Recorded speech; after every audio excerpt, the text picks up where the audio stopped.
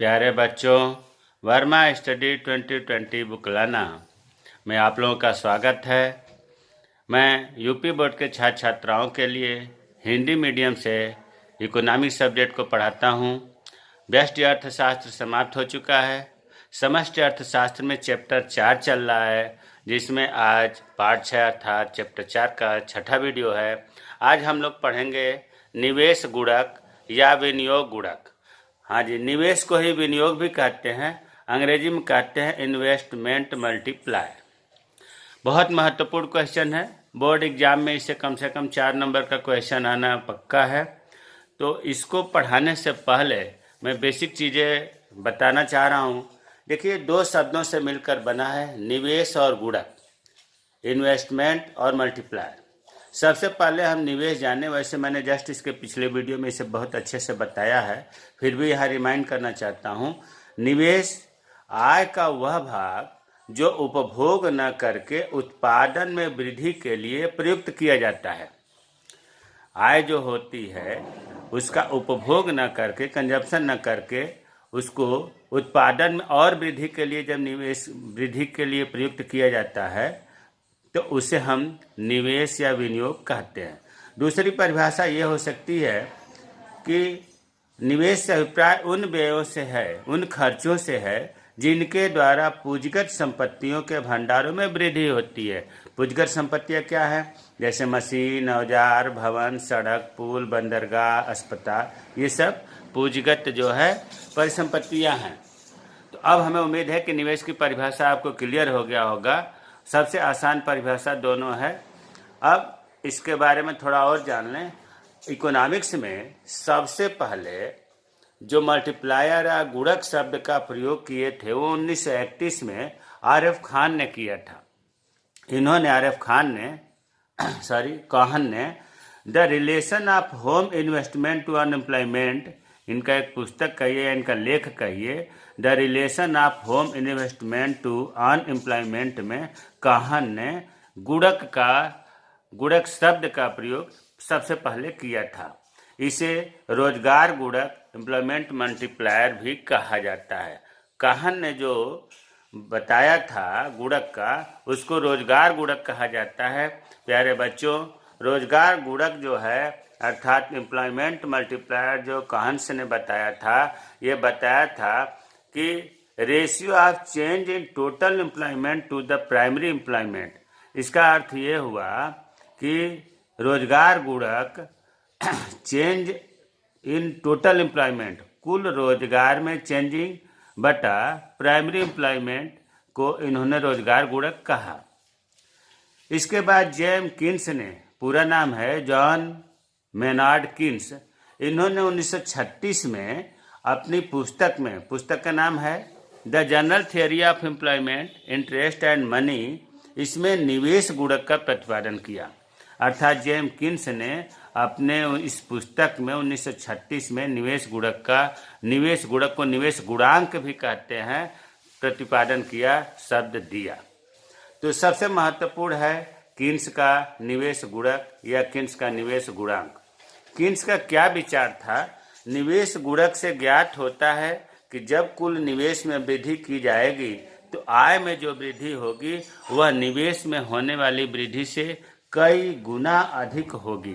प्यारे बच्चों, किन्स का ये कहना था कि अगर हम निवेश करते हैं किसी चीज़ में तो जो हमें आय मिलेगी निवेश करने से वो कई गुना अधिक मिलेगी।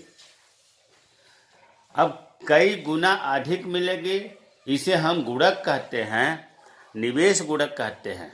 तो ये फंडामेंटल चीज़ें हमने बताया। अब हम आते हैं निवेश गुणक की परिभाषा क्या है, इन्वेस्टमेंट मल्टीप्लायर की परिभाषा क्या है। तो देखिए, निवेश में परिवर्तन करने के फलस्वरूप आय में परिवर्तन के अनुपात को निवेश गुणक कहा जाता है। प्यारे बच्चों, कि इसका सूत्र है K बराबर डेल्टा वाई बटा डेल्टा आई। डेल्टा का मतलब होता है चेंज, परिवर्तन, अर्थात change in income divided by change in investment. तो देखिए, नीचे जो है डेल्टा आई निवेश में परिवर्तन। निवेश में जब परिवर्तन होगा इस परिवर्तन के फलस्वरूप जो आय में परिवर्तन होगा उसे ही निवेश गुणक कहते हैं। जैसे मान लीजिए एक उदाहरण लेकर समझते हैं कि कोई इकोनॉमी है, कोई अर्थव्यवस्था है, उसने जो है 3 लाख रुपए का निवेश किया। 3 लाख रुपए का निवेश किया किसी अर्थव्यवस्था में, अर्थात ये हो गया डेल्टा आई। और इस निवेश करने से मान लो कि 9 लाख रुपए का आय हो गया, तो कितने गुना हुआ? 3 गुना हुआ। तो 3 गुना जो हुआ यही मल्टीप्लायर है, इसी को निवेश गुणक कहा जाता है। तो अब आपको समझ में आ रहा होगा कि निवेश में परिवर्तन का अर्थ ये हुआ कि जो हम निवेश करते हैं, एक्स्ट्रा एडिशनल अतिरिक्त जो हम निवेश करते हैं, उससे जो हमें आय प्राप्त होती है, कितने गुना प्राप्त होती है, इसे हम निवेश गुणक कहते हैं। तो निवेश गुणक की परिभाषा समझ में आ गया होगा, फार्मूले से आसानी से समझ में आ जाता है। अब निवेश गुणक के सूत्र की बात करें। अभी हमने बताया कि K बराबर डेल्टा वाई बटा डेल्टा आई। प्यारे बच्चों, डेल्टा वाई का मतलब है आय में परिवर्तन, डेल्टा आई का अर्थ है निवेश में परिवर्तन, और K बराबर निवेश गुणक या निवेश गुणांक। परिभाषा हमने बताया कि निवेश में परिवर्तन के फलस्वरूप आय में जो परिवर्तन होता है उसे निवेश गुणक कहते हैं। अब देखो, इसके सूत्र विभिन्न प्रकार के बन सकते हैं। अब एक तो इसी सूत्र को बन सकता है, जैसे मान लीजिए कि डेल्टा वाई को पक्षांतर करें तो डेल्टा वाई बराबर, अब ये इधर जाएगा तो गुणा हो जाएगा K गुणे डेल्टा आई। एक सूत्र ये भी बन गया, कोई नया सूत्र नहीं है, इसी का पक्षांतर किया गया, वाई को निकाला गया, ये बट्टा में है तो इधर गया, तो K गुणे डेल्टा इन्वेस्टमेंट हो गया। अब हम अगर इसको और पक्षांतर करें, मान लो डेल्टा आई को निकालना है तो ये बटा K हो जाएगा, तो डेल्टा आई बराबर डेल्टा वाई बटा डेल्टा K। इसमें जब हम आई को निकालेंगे तो डेल्टा वाई जो करते हो K बटा में हो गया। तो एक सूत्र से ही ये पक्षांतर करके 3 सूत्र बन गया। अब अगले हम सूत्र की बात करें जो बहुत महत्वपूर्ण है, K बराबर 1/1 माइनस MPC। MPC नाम सुने होंगे, मार्जिनल प्रोपेंसिटी टू कंज्यूम। तो 1 माइनस MPC ये पूरा जो होता है K से रिलेटेड होता है। कैसे रिलेटेड होता है ये आगे बताया जाएगा। अब एक सूत्र आप ये याद रखिए कि K बराबर 1/1 माइनस MPC। जो K है वो पूरा रिलेटेड होता है MPC से। अब अगला सूत्र की अगर हम बात करें तो देखो, जो ये 1 माइनस MPC है, अगर इसको हम दूसरे सूत्र करें K बराबर 1/MPS। अब ये MPS कहाँ से आया? आपको पता है कि MPC प्लस MPS बराबर 1 होता है। तो अगर हम MPS निकालना चाहें तो 1 माइनस MPC होगा। अब हम 1 माइनस MPC इसके जगह पर हम MPS लिख सकते हैं, तो इस सूत्र से इसका निर्माण हुआ। अब सबसे जो महत्वपूर्ण बात ये है कि ये जो सूत्र है K बराबर 1/1 माइनस MPC, इसका निर्माण कैसे हुआ, इस फार्मूला बना कैसे, ये जानना जरूरी है। फार्मूला कैसे बना, अब इसको हम समझ रहे हैं, क्योंकि ये जब समझ में आ जाएगा तो ये पता ही है कि ये 1 माइनस MPC से MPS हो गया है। अब आपको पता है कि जब हमारी अर्थव्यवस्था संतुलन में होती है, इक्विलिब्रियम में होती है, तो क्या होता है, Y बराबर C plus I। Y income, consumption, investment. अब ये बताओ आप कि अगर Y में चेंजिंग होता है, Y में वृद्धि होता है, तो निश्चित रूप से कंजप्शन भी ज़्यादा होगा, इन्वेस्टमेंट भी ज़्यादा होगा। होगा कि नहीं। ये इकोनॉमी की संतुलन की अवस्था में वाई बराबर सी प्लस आई होता है। जब आय में वृद्धि होगी तो निश्चित रूप से उपभोग में भी वृद्धि होगी और आय में भी, इन्वेस्टमेंट में भी, निवेश में भी वृद्धि होगी। अब यहाँ हम ये बताना चाह रहे हैं कि अगर हम आय को निकालना चाहें तो पक्षांतर करेंगे, तो डेल्टा आई बराबर delta Y minus delta C, इसी का हमने आई बराबर किया, पक्षांतर कर दिया।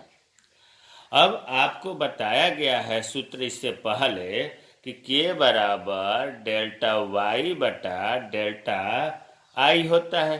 अब आई के जगह पर हम इस मान को रख रहे हैं, आई के जगह पर हम रखेंगे तो के बराबर डेल्टा वाई बटा, अब आई के जगह पर हम रख रहे हैं ये delta Y minus delta C, I बराबर जो अभी पक्षांतर करके आए थे उसको रख दिए।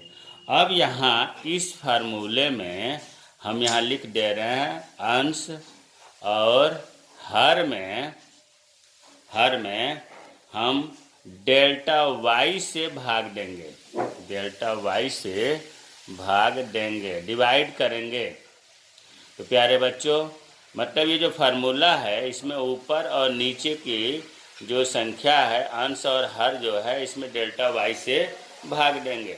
तो अब हम कैसे करेंगे, के बराबर डेल्टा वाई बटा डेल्टा वाई होगा, फिर बटा अब नीचे वाले में भाग देंगे, डेल्टा वाई बटा डेल्टा वाई, फिर माइनस डेल्टा सी बटा डेल्टा वाई, फिर समझिए ऊपर वाले में और नीचे वाले में डेल्टा वाई से भाग दे रहे हैं। अब इसको जब भाग देंगे तो ये कट गया, एक होगा, ये कटेगा तो एक होगा। तो कटने के बाद हम क्या लिखेंगे, के बराबर 1 बटा 1 माइनस डेल्टा सी बटा डेल्टा वाई। और आपको पता है कि ये जो डेल्टा सी बटा डेल्टा वाई है एम पी सी बराबर डेल्टा सी बटा डेल्टा वाई है। तो यही चीज़ अब इसके जगह पर हम ये भी लिख सकते हैं के बराबर 1 बटा 1 माइनस एम पी सी, और ये भी पता है आपको कि 1 माइनस एम पी सी बराबर एम्पियस होता है, के बराबर 1 बटा एम्पियस। तो अब ये आपको पता चल गया होगा कि ये सूत्र कैसे बना। तो आपको महत्वपूर्ण सूत्र जो है पहला तो है ही कि निवेश गुणक बराबर डेल्टा वाई बटा डेल्टा आई, और इसी से ये तीनों बन गया। ये बहुत महत्वपूर्ण है। इसका फार्मूले का निर्माण कैसे हुआ हमने बता दिया, और ये 1 माइनस एम पी सी के जगह पर हमने एम्पियस लिखा, कैसे लिखा ये बता दिया गया कि एमपीसी और एमपीएस बराबर 1 होता है। तो पक्षांतर करेंगे तो एमपीएस बराबर ये हुआ। मुझे उम्मीद है कि आज के वीडियो में आप लोगों को निवेश गुणक की परिभाषा, निवेश गुणक के बैकग्राउंड की चीज़ें और निवेश गुणक के सूत्र की उत्पत्ति कैसे हुई समझ में आया होगा। अगर कोई चीज़ नहीं समझ में आए तो कमेंट बॉक्स में कमेंट करें, मैं रिप्लाई करूँगा। जय हिंद, जय भारत।